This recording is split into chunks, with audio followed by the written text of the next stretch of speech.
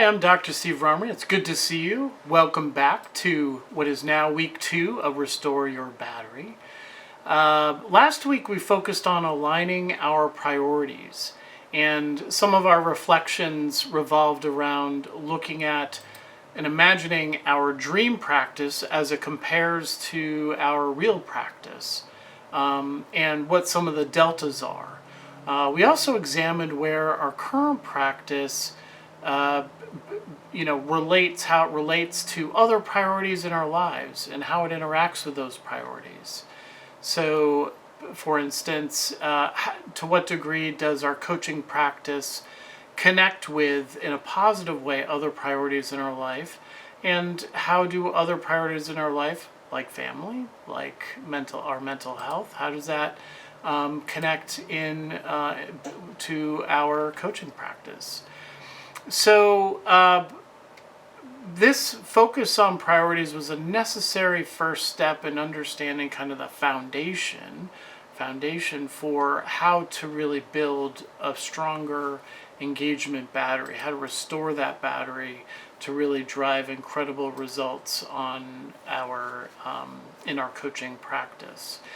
So where we're going to focus this week is on starting to build our engagement batteries.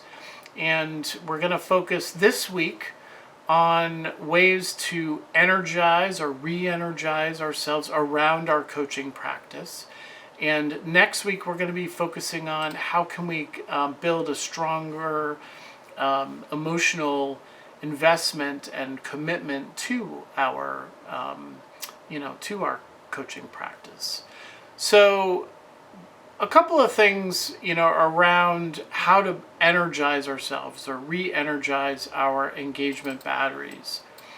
One thing to think about is that our work is most meaningful and purpose-driven when we can express our values. I think I shared last week my own career path where it was about 7 or 8 years ago. I wanted to start working more with mission-driven organizations, nonprofits. That was something that was becoming much more important to me. I wanted to work with organizations that were doing good in the world. That value I wanted to express, and I wasn't able to express it fully in the organizations that I was working with, the clients I had at the time. And so what I wanted to do, or the switch I was looking to make, was to find opportunities to express that value, and that's what I did. So essentially we become more energized when we express our values through our work.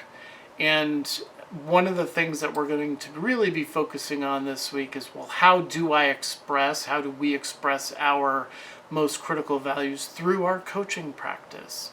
And if we're able to do that, we're going to be able to energize our batteries more, and we're going to be able to be more fired up and excited about the work that we're doing. There's another side to this as well.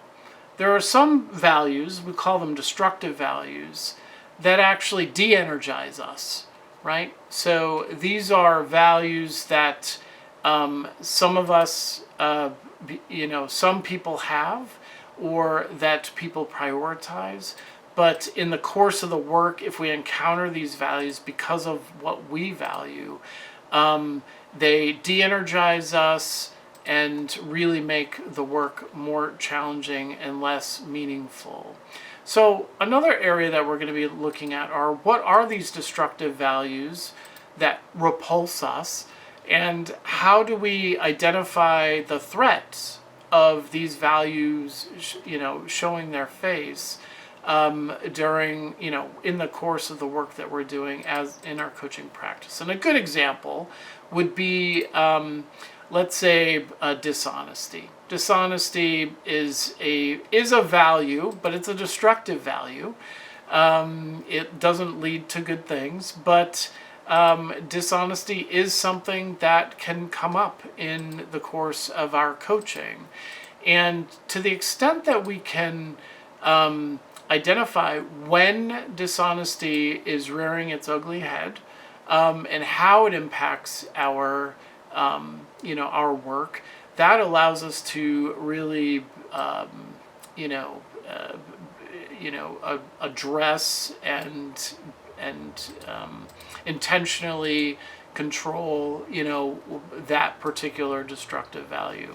So dishonesty, like, where does it come into play? It comes into play in a number of ways. First of all, when we coach dishonest people, when we know that the people that we are coaching are not being honest with us, that can cause some real challenges for us, and it can be very de-energizing. Other challenges that come up, right, could be when we have to deliver tough feedback and we're forced to decide, is this the right time to be completely honest with our client about a particular issue, or do we need to frame it a certain way? Do we need to provide certain context? When is it appropriate to be dishonest in the work that we're doing, and that is a big, tough question, right? When do you reveal key details? When do you go deep on something, or when do you hold back? That can be a very de-energizing situation within the context of our work. So, of course, all of us value honesty. But when in the course of our work, we encounter the flip of that, how do we work with that, right? So in the next few days, we're going to be focusing a lot of attention on our core values and how we can express these values through our current practice. We're going to be, in terms of reflection, we're going to be examining what some of our most critical values are personally and how we express these values in our coaching practices. And then what are some of the most destructive values that repulse us, but also they potentially emerge in the work that we're doing? How do we sort of raise these up, identify them, and deal with them? And then finally, how can we shape our dream practice to better express our most critical values and control and manage the threat of those destructive values that we are repulsed by? So, an ask in preparation for the next couple of days' reflections, I'd like you to take an assessment. This assessment is called the LRI PVS, which is the Personal Values Sorter. And this assessment will help you articulate what your most critical values are, what are those destructive, small set of destructive values that you're absolutely repulsed by that might come up in your day-to-day work as a coach. And so I'm going to leave a link at the bottom, under this video that you can take the assessment. You'll get an automatic report sent back to your email, and we're going to use that in the reflections ahead. So that's your big to-do coming out of this, out of this week 2 message, is to take that assessment, click that link, get your email results, and the next couple of days we'll have reflections that will ask us to sort of connect those results with, our practice and our, the way forward around that. So I hope you have a wonderful beginning of the week, and looking forward to seeing how we tackle some of these really critical, cool ideas around values and how we connect it to our practices. Thank you, and see you soon.